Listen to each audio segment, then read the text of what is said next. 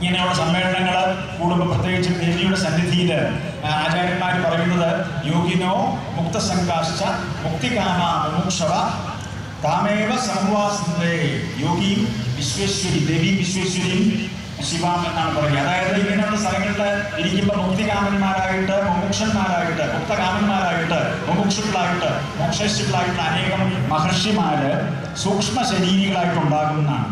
ശിവയും വിശ്വേശ്വരിയുമായിട്ട് ദേവിയെ വന്ദിക്കാൻ വേണ്ടി ഇവിടെയുള്ള ചെറിയ കീഴ് നമ്മുടെ ഇവിടെയുള്ള ഈ അമ്പലത്തിൽ ഇവിടെ കുടികൊള്ളുന്ന ദേവിയെ ഉപാസിക്കാൻ വേണ്ടിയിട്ട് മുക്തകാമന്മാരായിട്ടുള്ള മുമുക്ഷുക്കളായിട്ടുള്ള മോക്ഷേശ്വരായിട്ടുള്ള യോഗീശ്വരന്മാര് ഇവിടെ പണ്ട് ജീവിച്ചിരുന്ന കാരണവന്മാരുൾപ്പെടെ ഉണ്ടാവും. അവര് പിന്നെ സൂക്ഷ്മ ശരീരികളായിട്ട് ഈ പ്രസംഗം ഉൾപ്പെടെയുള്ളത് ശ്രദ്ധിച്ചുകൊണ്ടിരിക്കും എന്നാണ് പറയുക.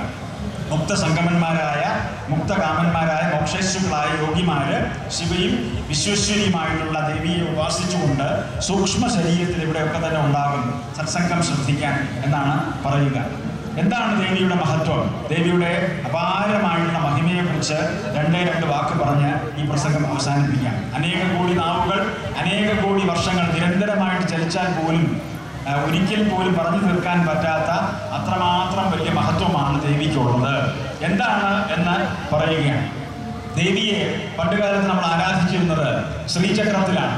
പ്രപഞ്ചത്തിൻ്റെ ഏറ്റവും പ്രകടമായിട്ടുള്ള രൂപം, അതിൻ്റെ യൂണിവേഴ്സ് ഇൻ മിനിയേച്ചർ, അതാണ് ശ്രീചക്രം എന്ന് പറയുന്നത്. 9 ചക്രങ്ങളാണ് ശ്രീചക്രത്തിൽ.